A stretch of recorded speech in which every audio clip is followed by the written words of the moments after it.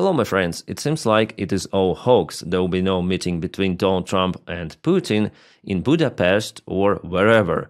Or maybe it was just postponed for unlimited period of time, unknown period, it's better to say. Why? Well, maybe because for Donald Trump even, it is now understandable that this meeting is just for nothing. There was a phone call between Rubbia and Lavrov the day before yesterday. They spoke for more than an hour for sure, and as a result of this conversation, Rubbia understood that Russia is not willing to cease fire. Russian demands are the same as they were years ago. Putin wants all of those territories which he put in his constitution, including Donbass and Donetsk Oblast, fully. The issue here for Putin, first of all, that Ukraine has the robust defense line. It goes across Dobropilya and through Slavyansk, Kramatorsk and Konstantinivka. And the Russian army, for now, is incapable to penetrate those defense lines and get control over this region. Behind this area, Ukraine doesn't have those kind of the robust defense lines, and there are just few settlements which could be used as the defense positions. So basically, by occupying this territory, Russia opens the door or the gate to advance to Pavlograd and later on to Dnipro city. Also, they might go northbound to Kharkiv and attack the city from two of the sides. And a couple of days ago, Zelensky mentioned, I think I already said about it, but I want to mention it in this video, that why this big country as Russia wants to get those few square kilometers of Ukrainian land. For what? Well, here's the answer. They want to open the front lines for them. They want to crush Ukrainian defense. And they're using their diplomacy as the soft force, brainwashing Donald Trump and Vitkov, which is kind of easy thing to do, as we say. Well, Zelensky said that Ukraine will never give up its territories, so Russia will have to waste thousands and thousands of soldiers and huge resources for the full occupation of the Donetsk Oblast. At least I do not believe that Russia may fully occupy Ukraine after all, with that kind of the resistance. At least nowadays it looks like that. And after the conversation with Marco Rubio, Lavrov mentioned that calls for ceasefire right now without addressing the root causes of Ukrainian conflict contradict what Putin and Trump agreed to in Alaska, Lavrov said.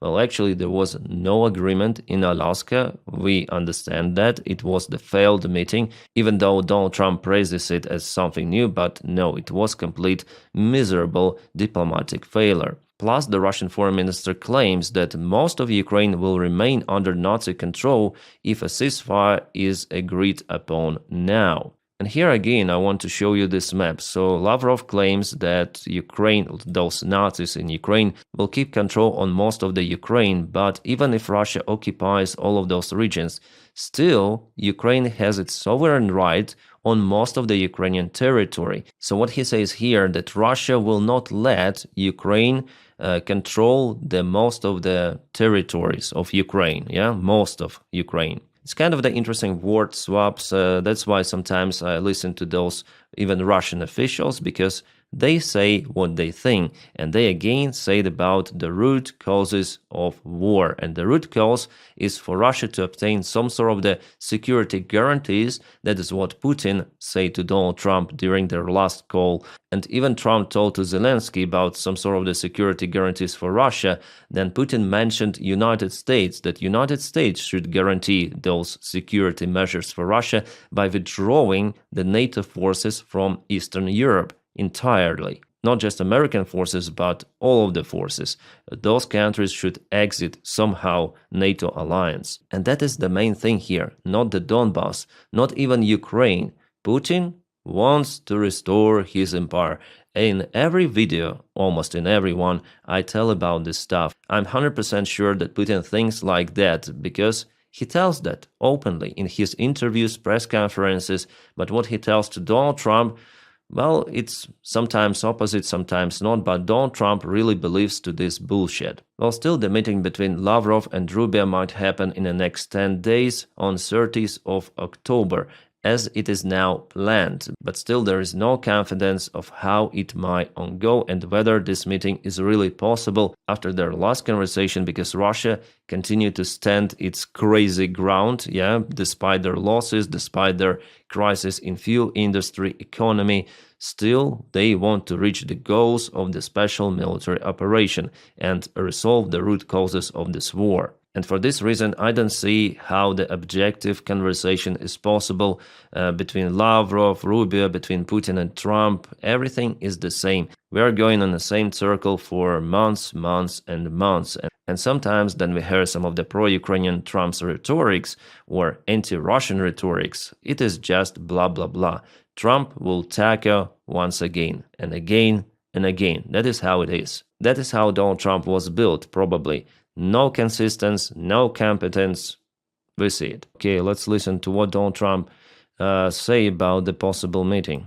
The meeting with Vladimir Putin is canceled or put on hold. Do you know what happened there, and does that affect your decision whether or not to send Tomahawks? No, I don't want to have a wasted meeting. I don't want to have a waste of time, so I'll see what happens. But we did all of these great deals, great peace deals. They're all peace deals, agreements, solid agreements, every one of them. But this one, and I said, go to the line of battle, the battlefield lines, and you pull back and you go home, and everybody takes some time off, because you got two countries that are killing each other. You got two countries that are losing 5,000 to 7,000 soldiers a week. So we'll see what happens. We haven't made a determination. You heard that probably. This idiot is like this broken record, repeats the same narratives, the same words again and again, and he's been asked the same questions about the war in Ukraine. But of course, I'm happy that American journalists continue to ask those questions. Those are must-have, and for Donald Trump, this topic should be out there always in every of his press conference. It should be his pain in the ass, and he should be forced at least for some action. For example, selling weapons to European partners. And here Donald Trump, he said that he doesn't want to have a meeting without any sort of the result. And for now, it is like now we have this vivid argumentation of Donald Trump after the conversation between Rubio and Lavrov that Russia still wants to follow its demands to get the territories of Ukraine under control by any sort of the means. Well, Donny tried to push Ukraine to give up territories. It didn't work, so he doesn't know what to do next. But the only variant is just to continue military support of Ukraine.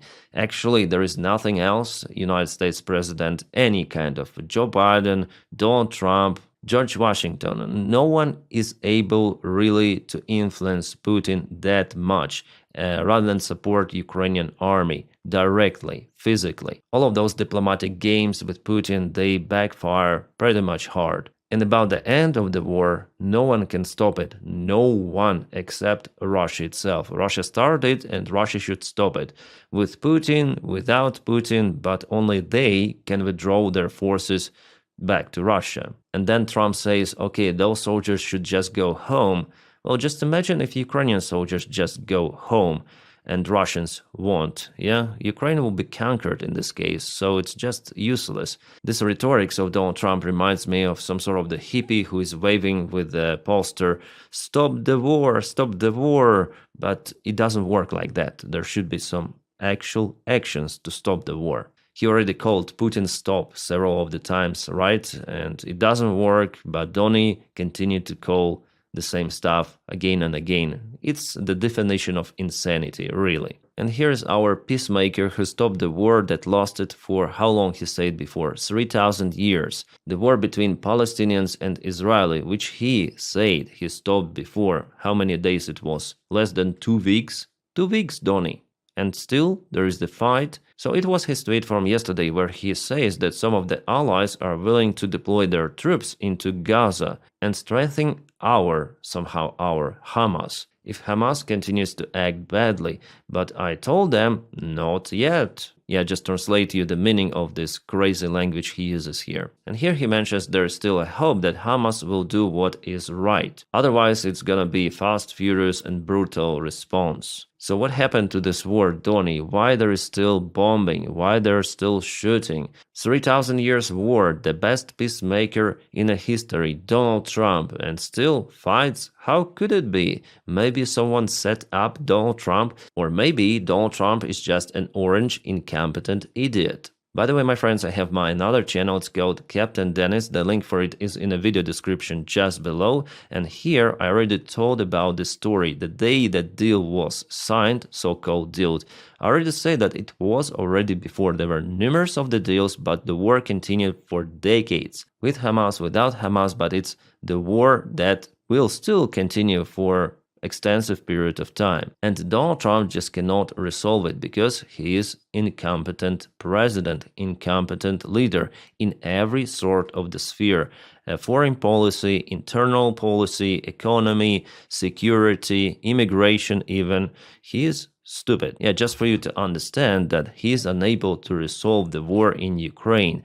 And Putin is happy about it. That's why there were numerous of the pro-Russian and Russian bots in social media, including Twitter. Then the last year, they propelled pro-MAGA narratives, helping Donald Trump to be elected in the United States. Donald Trump's presidency is very profitable for Russia and for other autocratic regimes in our planet. Partially, it is like that in China. So I do not expect anything good from Donald Trump for Ukraine or for democracy in general.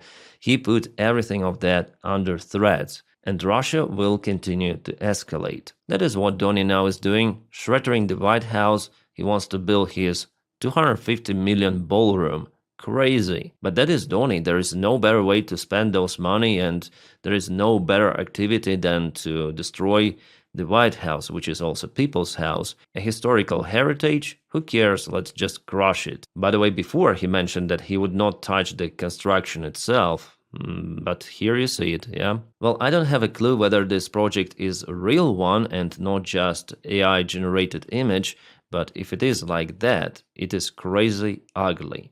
As you might see, guys, the situation is completely out of control, but still I have my own prediction that the war will continue because there is no any sort of the move from Russia, and they don't want actually to finish this war, unfortunately. And only they can do it, not Ukraine, not the United States, not the European Union. Ukraine may just defend itself, actually, stopping Russia physically. But without the proper military support, it's not possible. That's why Russia is propelling forward, taking small portions of the ground. Yeah, Russians mainly bogged down, they're struggling, but they have big resources to continue the war for now, but we'll see in a few years how it could be. With more pressure on Russia, it is actually possible not to slow down the war, but to cause Russian regime to think, okay, maybe it's not profitable for us right now to continue this war. Let's cease fire for at least several years, because I'm sure that Russia has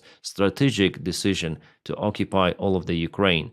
But at least there could be some of the gap for Ukraine to prepare for another war scenario. But now we see that the pressure on Russia has been released by White House administration. We also see that Europeans continue to trade with Russia. Like, for example, yesterday there were a couple of the kabooms in Hungary and Romania. The oil refineries which were associated with Russia went on fire somehow, but still it shows that Russia has its own influence in Europe. They're selling their products, they have their income, not just from China or India. So the current political situation and economy one encourages Putin to continue this war. Well, guys, it's all what I want to say today, and thank you again for your kind support on Patreon. The link for it is in the video description just below. And also you may support me on membership of the channel by clicking join right under this video somewhere. Thank you so much for making my job possible. And my friends, I wish you all a peaceful sky wherever you are, and have a great time.